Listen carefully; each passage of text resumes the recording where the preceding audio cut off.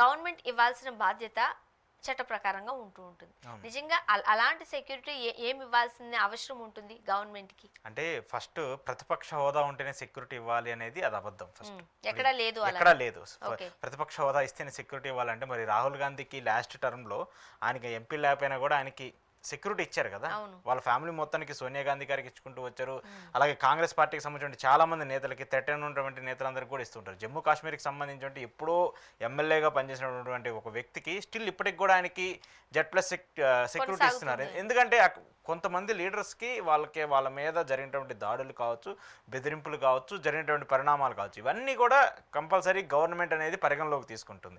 పరిగణలోకి తీసుకున్నప్పుడు వాళ్ళకి ఏమున్నా లేకపోయినా ప్రభుత్వాలు ఏం మారినా కూడా ఖచ్చితంగా సెక్యూరిటీ ఇవ్వాల్సిన బాధ్యత ఉంటుంది. సో ఆల్రెడీ జగన్మోహన్ రెడ్డి గారు ప్రభుత్వాన్ని అర్థించారు. గతంలో కూడా చంద్రబాబు నాయుడు గారు జగన్మోహన్ రెడ్డి అధికారంలో ఉన్నప్పుడు ఆయనకి Z+ సెక్యూరిటీ కంటిన్యూ చేశారు కదా, ఎక్కడా కూడా తెలియదు కదా. కాకపోతే అది కేంద్రానికి సంబంధించిన ఇన్ఫ్లుయెన్స్ కూడా కొంత ఉంటుంది కాబట్టి. సో ఇప్పుడు ఆయన ఏమంటున్నారు, రాష్ట్ర ప్రభుత్వం నాకు సరిగా సెక్యూరిటీ కనిపించట్లేదు కాబట్టి ఆయన హైకోర్టుకు వెళ్ళారు. హైకోర్టులో పిటిషన్ వేస్తూ వచ్చారు, మళ్ళీ నాకు Z+ సెక్యూరిటీని పునరుద్ధరించండి. సో హైకోర్టు దీనికి సంబంధించి ఖచ్చితంగా వాదనలు వింటుంది. అటు ప్రభుత్వానికి సంబంధించి ఇటు జగన్మోహన్ రెడ్డికి సంబంధించి వీళ్ళిద్దరి మధ్య వాదనలు విన్న తర్వాత ఒక క్లారిటీ అయితే, అంటే జగన్మోహన్ రెడ్డికి పాజిటివ్గానే క్లారిటీగానే రిపోర్ట్ పరిస్థితి వచ్చే అయితే జడ్జిమెంట్ వచ్చే పరిస్థితి అయితే ఉంటుంది. ఎందుకంటే ఒక మాజీ ముఖ్యమంత్రికి సంబంధించి దట్టు ఇలాంటి ఇన్సిడెంట్స్ డైరెక్ట్గా చూశారు కదా, డైరెక్ట్గా జరిగినాయి చూశారు కాబట్టి ఖచ్చితంగా అలాంటి ఇష్యూ ఉంటుంది. కాబట్టి అంటే ఉంటుందేమో, జరుగుతుందేమో అనే భయంతో సాధారణంగా ముందుగానే మనం ఒక రక్షణ కవచాన్ని ఏర్పాటు చేసుకుంటాం.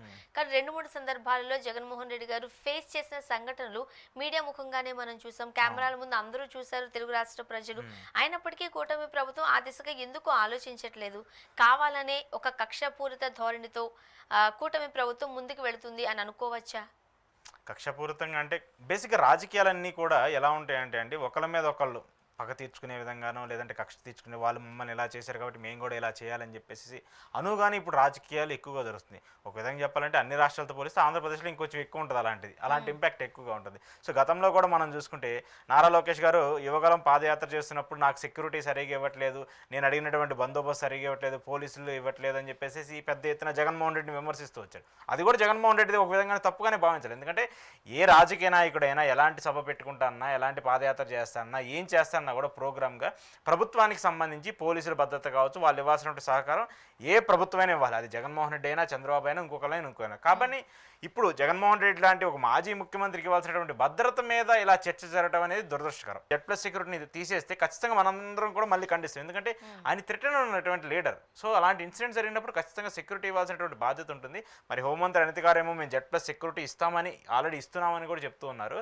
మరి ఆయనేమో ఇప్పుడు మళ్ళీ కోర్టుకు వెళ్ళారు, నాకు Z+ సెక్యూరిటీ పునరుద్ధరించండి అని. మరి వీళ్ళిద్దరి మధ్య ఎందుకు ఇలా ఆర్గ్యుమెంట్స్ జరుగుతున్నాయో, ఒకరి మీద ఒకరు ఆరోపణలు ఎందుకు చేస్తున్నారని చెప్పిన తర్వాత కూడా కోర్టుకు వెళ్ళాలని ఎలా చూడాలి? ఇస్తున్నారని చెప్తున్నా అంటే అక్కడ కనిపించారు కదా Z+ సెక్యూరిటీ. ఇప్పుడు ఆయన బయటకు వస్తున్నారు, బయటికి కనిపించలేదని ఇస్తున్నామని అనిత గారు అంత వేగ్గా రాజకీయంగా అనే చెప్తారు కానీ ఇప్పుడు అదే కదా. ఇప్పుడు సో ఇప్పుడు అనిత గారు, జగన్మోహన్ రెడ్డి గారు చూసుకుంటే ఆయన బయటకు వచ్చినప్పుడు ఆయన చుట్టూరు ఎలాంటి సెక్యూరిటీ ఉంటుందో మనం చూసుకుంటున్నాం. చంద్రబాబు నాయుడు గారు వచ్చినప్పుడు ఆయన చుట్టూరు ఉండే సెక్యూరిటీ ఎలా ఉంటుందో చూసుకున్నాం. ఇంతకుముందు అధికారంలో లేకపోయినా కూడా ఆయన చుట్టూ సెక్యూరిటీ ఉంది. సో ఇలాంటి పరిణామాలను చూసుకుంటూ ఉన్నప్పుడు ఖచ్చితంగా జగన్మోహన్ రెడ్డి కోర్టుకు వెళ్ళడంలో తప్పులేదు. మరి ఒకవేళ కోర్టు కూడా ఇక్కడి నుంచి సరిగా రెస్పాన్స్ ఇవ్వకపోతే వాళ్ళు కేంద్ర హోంశాఖ, ఆల్రెడీ వైసీపీకి సంబంధించినటువంటి మిథున్ రెడ్డి ఎంపీగా ఉన్నారు ఆయన కూడా అమిత్ షాకి ఆయన ఛాంబర్కి కూడా లేఖ రాశారు. జగన్మోహన్ రెడ్డి సెక్యూరిటీకి సంబంధించి ఇక్కడ రాష్ట్ర ప్రభుత్వం సరిగా పరిగణలోకి తీసుకోవట్లేదంటూ కూడా లేఖ రాస్తూ వచ్చారు. కాబట్టి ఒకవేళ ఇక్కడి నుంచి సరిగా రెస్పాన్స్ రాకపోతే కేంద్ర హోంశాఖను కూడా కలిసి జగన్మోహన్ రెడ్డికి సంబంధించి భద్రత పైన పూర్తిగా దృష్టి పెట్టాలని కూడా వైసీపీ అయితే కోరుకుంటుంది. 2-3 ఇన్సిడెంట్స్ మన కళ్ళ ముందే కనిపించినప్పుడు అయినప్పటికీ పట్టించుకోకపోతే రాష్ట్ర ప్రభుత్వం ఒకవేళ ఏదైనా సంఘటన ఫేస్ చేయాల్సి వచ్చింది అనుకోండి, అప్పుడు ప్రభుత్వం ఫెయిల్యూర్ గానే ఉంటుంది కదండి. ఖచ్చితంగా అది ప్రభుత్వం ఫెయిల్యూర్ కానీ. ఇప్పుడు మనకు బెస్ట్ ఎగ్జాంపుల్ తిరుపతిలో ఇటీవల ఒక తొక్కిసలాట ఘటన జరిగింది వైకుంఠ ఏకాదశి రోజున.